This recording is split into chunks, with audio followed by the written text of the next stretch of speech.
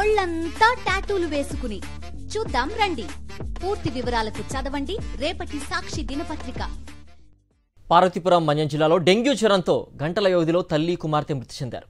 జిఎమ్మ వలస మండలం బట్లభద్ర గ్రామంలో డెంగ్యూ విజృంభిస్తోంది. ఈ గ్రామానికి చెందిన తల్లి కుమార్తె మేరువ దుర్గమ్మ, చైతన్య మృతి చెందారు. 10 రోజులుగా చాలా మంది జ్వరాలతో బాధపడుతున్నారు. ఇప్పటి వరకు గ్రామానికి వైద్య అధికారులు రాలేదని స్థానికులు ఆవేదన వ్యక్తం చేస్తున్నారు.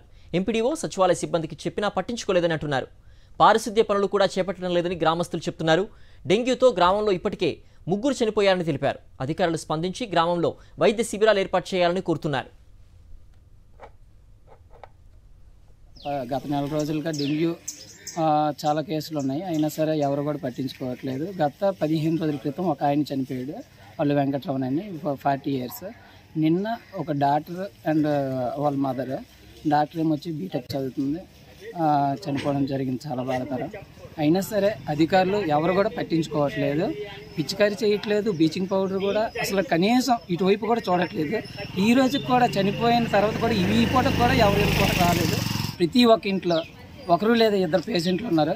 దయచేసి మా ఊరు వచ్చి మెడికల్ క్యాంపులు పెడతారని కోరుచున్నాం. మా గ్రామంలో సుమారుగా 20 రోజుల నుండి డెంగ్యూ ఫీవర్స్ ఎక్కువ ఉన్నాయి.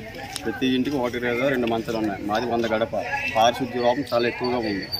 అధికారులు చెప్పాం, సచివాలయ సిబ్బంది చెప్పాం, సెక్రటరీ మేడం చెప్పాం, ప్రెసిడెంట్ చెప్పాం, ఎవరు కూడా పట్టించుకోవట్లేదు. ఎప్పటికైనా ఈ కనీసం ఈ వారం రోజుల్లో 3 చనిపోయారు డెంగ్యూ ఫీవర్ వల్ల.